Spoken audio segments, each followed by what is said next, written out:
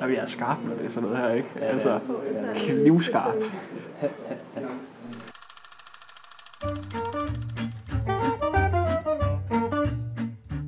Open mic, det er et sted, hvor komikere kan komme og prøve ting af. Hvis man bliver her til senere, så vil man også høre mig sige det til publikum. Det er et sted, det er komikernes legeplads, kan man sige. Komikernes træningslokale. Hej, goddag, velkommen til... Wow! Velkommen til stand-up på Café Bartov. Giv lige jer selv en hånd, fordi I er kommet. Hej! Hej med jer. Goddag. Goddag til jer herinde, og goddag til jer alle sammen. Det er dejligt at se jer. Der er et stand-up arrangement, som begynder nu. Til jer, der ikke ved det, I er blevet fanget nu mellem en masse mennesker, som rigtig gerne vil det her. Så det bliver skide godt. Det, der kommer til at ske i aften, det er en open mic. Det vil sige, at nogle stand-up-komikere, såvel erfarne som mindre erfarne, kan komme op og ligesom prøve noget materiale af for jeres fornøjelses skyld. Det kan være nyt, det kan være ældre. Det bliver i hvert fald rigtig, rigtig sjovt. Det gode ved open mic er, at både kendte og fuldstændig nystartede komikere bruger det, og nogenlunde på lige fod. Altså vi har haft Frank Hvam hernede, Christian Fuglendorf, forskellige andre af de helt store, og også komplette debutanter. Så det er sådan en god, sjov blanding. Altså det er noget, man ikke rigtig ser andre steder. Hvis man ser et professionelt stand-up show, eller på en DVD, eller live, så er det jo en poleret performer, man ser, og en performer. Men her kan man godt se sådan en godtepose af alt muligt forskelligt, og også store komikere på lidt slap line, så man ikke er vant til at se dem. Et kulturwebsite, der hedder Vink. Yeah. Det kender vi alle sammen. Det berømte Vink! Hvor tit har jeg ikke i de 25 år, jeg har lavet stand-up, vågnet op om natten, badet i sved. Hvornår kommer jeg i Vink? Vink, vink, vink, vink, vink, vink, vink, vink, vink, vink, vink, vink, vink, vink. Vink, vink, vink, vink, vink, vink, vink, vink, vink. Vink, vink, vink, vink, vink. Jeg skal arbejde lidt med teksten, det kan jeg godt mærke. Den er der ikke helt endnu. Du skal pimpe mig op. Du ved, det skal have en god fotograf. Du skal pimpe mig sådan op, du skal få mig til at føle mig sådan lidt erotisk. Du ved, du skal sige ting som, du er en farlig mis. Det skal du, ellers så mister jeg gejsten. Så tænker jeg, hun kan ikke lide mig. Prøv en gang at sige til mig, at du er en farlig mis. Jeg vil bare gerne høre dig sige det. En farlig mis. Wow. Det var ikke sjovt, Grunden til, at vi startede det her sted, det var, at vi gik simpelthen en tur en dag, mig og Frederik, og blev enige om, at vi manglede lidt et sted, synes vi, i København, hvor der netop var lidt mere blanding, så det var mere trygt for mere etablerede komikere også at komme på stederne. Jeg synes, nogle af stederne kunne godt have tendens til, at det meget var nye folk, der var på og sådan noget, og så synes vi, det kunne være fedt at lave det på den lige lidt lækre måde, altså bare sådan finde et sted, hvor vi virkelig synes, det passede ind i stemningen, og at man, og vi synes, der er en rigtig god atmosfære her, og det musik, der bliver spillet her er godt, og der er sådan en rar, hyggelig, intim stemning, som vi synes, der er god til comedy.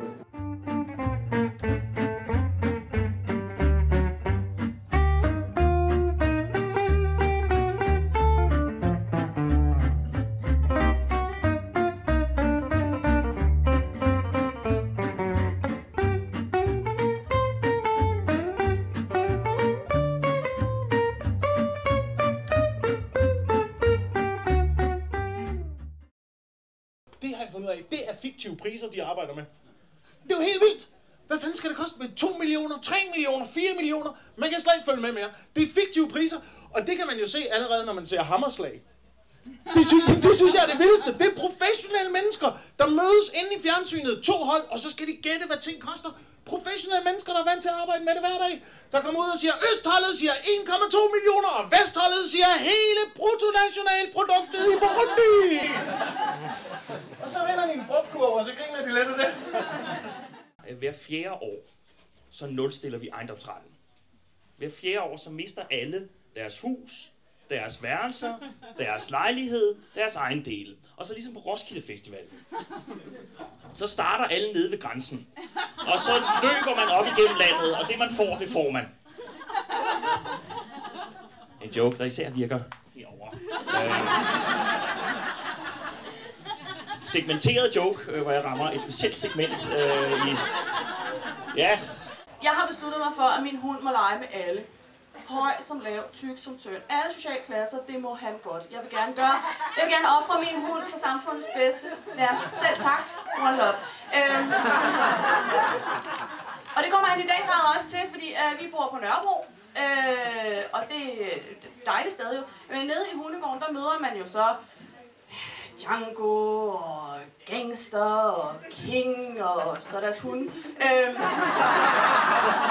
Jeg startede med at lave stand-up i 2011, fordi at jeg kørte til København, så jeg kendte en tidligere Alex Talander, som faktisk er tidligere stand-up, DM stand-up-vinder, som Mikkel nu har vundet, gennem et football manager forum, fmfreaks.dk, og vi har sådan skrevet sammen og var begge to ret interesserede i stand-up, dengang vi var sådan lidt yngre, og så endte det så med, at vi mødtes, og så kom vi så til at snakke om det der med, at jamen, Frederik, du har altid godt kunne tænke dig at lave der stand-up, og jeg sagde, ja, det skal jeg også til, det er også en af grundene til, at jeg gerne har ville herover til København, og så sagde han, mere vært på Den Glade Gris open mic om 2 uger, så skal vi ikke bare gøre det, og så sagde jeg, jo, og så lå jeg græd 2 dage, og så prøvede jeg at finde på noget materiale efterfølgende. Og det gik meget fint første gang på den open mic, der kan jeg huske. Jeg lavede nogle jokes om Bilka og nogle jokes om Toya i smuk forening. Hej, det er godt. Dejligt. Ja, vi snakker nogle ting. Jeg er glad for, at valget er forbi. Mest for alt, fordi jeg ligner en borgerlig folketingskandidat. Specielt når jeg smiler, så er det lige i øjet. Jeg tror, den 11. gang, jeg skulle optræde, hvor jeg var flyvende. Jeg synes altså, jeg var sikker på, at jeg ville blive Danmarks bedste komiker inden for 2 år. Altså. Så var jeg nede på et open mic sted, der hedder Bar, hvor det var ikke særlig godt. Der var fyldt derinde, og det var en god aften, og folk havde gode shows. Så går Frederik Rosgaard på. Der er dødstille i 10 minutter. Altså folk, de havde... Nej, men jeg vil ikke sige, de hadede mig. De var bare fuldstændig ligeglade med mig. Altså, der blev ikke sagt en lyd. Det havde været bedre, hvis de havde sagt... Hvis der var bare en, der rejste op og sagt, du er elendig. Altså, så havde der i mindste været en eller anden form for reaktion. Men jeg kunne ikke vække noget, så jeg var 10 minutter... Nej, det var 8 minutter, var der. 8 minutter i pinlig tavshed. Hvorefter jeg så gik ud og sad og tænkte, det bliver nok en del hårdere, end jeg lige havde regnet med til at starte med det her. Så har jeg fået lov at lave nogle sjove ting, nogle små tv-optrædener, og så har jeg bare lavet en hel masse stand-up og går på at blive bedre hele tiden. Og jeg brugte meget tid inde på et tekstbaseret Harry Potter rollespilsforum. Det gjorde jeg.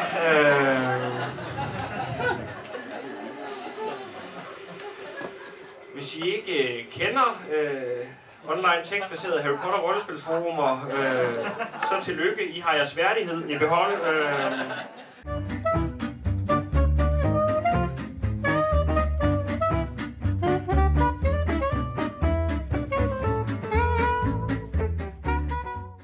Eller ikke, det er godt kan lide dyresex. Det er, at Dan Jørgensen, han gik ud og sagde, han skrev på sin Facebook, det skal forbydes, fordi de lider fysisk og psykisk overlast.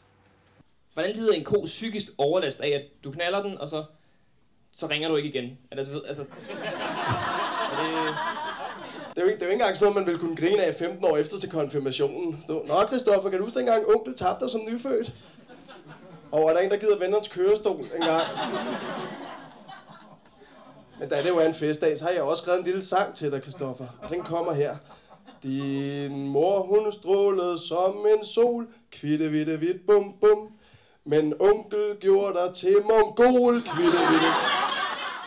Det første, man lærer som kvinde i den her verden, det er, at man ikke skal trække en tør tampon ud. Det gør herrenæs. Men det næste, man lærer, det er aldrig ærligt at fortælle mænd noget om tissemændsstørrelser. Det er sådan en, det gør man ikke. Altså, det med grundreglen er, manden han skal altid tro, at hans tissemand er det største, der er i et lokale. Altid. Det er meget meget vigtigt. Det er den eneste måde, vi holder deres selvværd op på. Det er vores opgave som kvinder i den her verden. Hvis han spørger, hvis han skulle finde på at spørge, er min tissemand større eller mindre end det der folkevognsrugbrød? Større! Altid! Og jeg synes, der er fandme mange, der ikke har børn, der kommer op på den her scene og snakker om, at de gerne vil have børn. Eller skal have børn, eller kæresten gerne vil have børn, og de vil ikke have børn. Så må jeg simpelthen lige tage en forhold og sige, at jeg har børn, jeg har 2 børn, og hvis der er nogen, der overvejer det, så vil jeg virkelig gerne anbefale mig at prøve at undgå det på en eller anden måde. Så har jeg egentlig ikke bedre råd end det. Træk ud i tide, pak det ind i staniol, gør noget ved det på en eller anden måde. Altså, og det er så pisse svært at joke op, fordi vi er så børnefixer. Det er også lige nødt til, at vi lige er på samme side. Prøv at jeg elsker mine børn overalt på jorden. Jeg er sygeligt vild med dem, når de sover. Det er helt vildt, altså.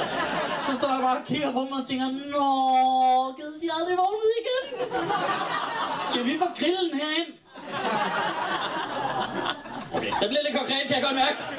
Der er kun et par andre forældre, der også griner der. Vi har også tænkt på det der. Jeg startede faktisk med at lave stand-up i Aarhus, og der var jeg sådan ligesom med til at starte open mic-miljøet op. En komiker, der hed Thomas Warberg, var flyttet til byen, og han støvede ligesom alle os, der sådan gerne ville lave stand-up og prøvede at have leget en lille smule med det. Han støvede ligesom os op, og så fik os til at være med til at starte en masse open mics op og prøve at blive bedre, så vi på et tidspunkt kunne blive rigtige komikere. Så det var virkelig en lærerig proces, og der var vi også med til netop at banke en masse steder op. En erfaring, som man så kunne bruge senere, da Frederik og jeg har åbnet det her sted. Altså, hvor man ligesom var vant til at gå rundt til caféer og optræde alle mulige mærkelige steder og deale med alle mulige underlige typer. Jeg husker et sted, hvor vi åbnede en open mic, hvor ejeren af stedet fandt det passende under showet og råbe af komikerne, det der hedder at hækle i stand-up-terminologi, og forstyrre showet med tilråb og kommentarer og sviner til fyren på scenen. Det var lidt svært for os som helt unge, friske fyre at sige noget som helst til det her menneske. Han var vist lidt skør. Men det var meget lærerigt, og det var meget lærerigt, at man skulle ud nogle gange og nærmest hive folk ind til at se, hvad folk skulle ligesom lære, at det var en mulighed for at gå ud en aften. Og sådan er det jo også, været her, at man skulle sådan, vende folk til det. Jeg synes jo, det er smukt, at alle griner forskelligt. Fordi det vil jo sige, at et grin siger meget om, hvem du er som person. For eksempel, altså, hvis du griner sådan her, så er du en skurk. Det er en skurk, der griner sådan. Eller hvis du griner sådan, så er du ryger, der er lige ved at holde op. Lige ved at holde op. Eller hvis du griner sådan her, så er du grimme tænder. Man kan bare se, hvem folk er, ikke? På deres grin.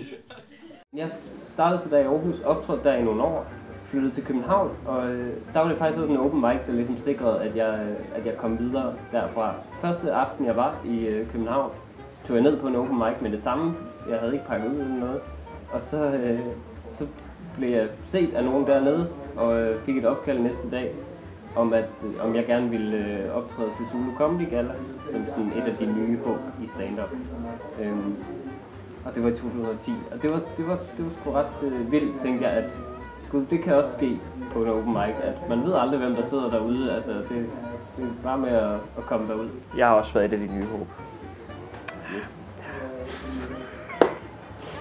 Men siden der har jeg bare, tak Frederik, siden der har jeg bare optrådt rigtig meget og prøvet at blive bedre, været med i Stand-Up.dk og for nylig vundet DM i stand-up. Jeg er rigtig glad for, hvor jeg også brugte blandt andet den her open mic og alle byens open mics til at teste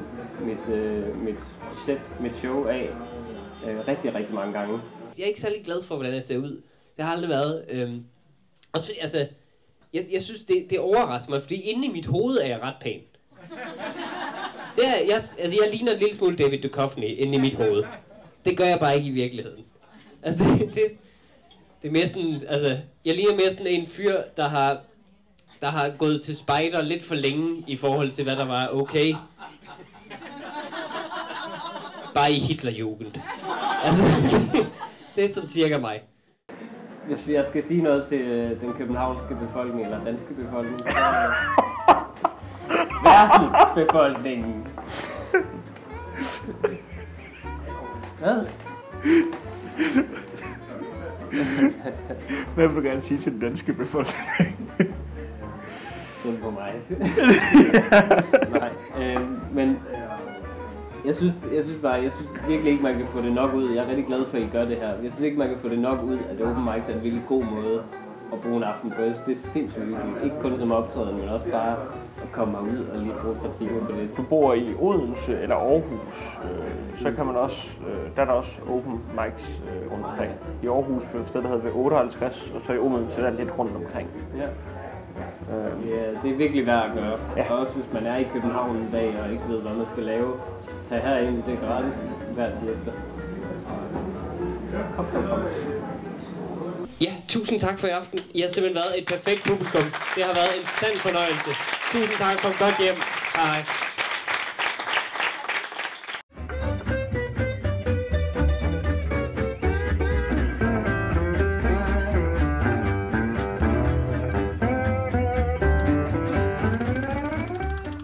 Louis C.K. han kommer ned, hvor der er en, der står og prøver det første gang.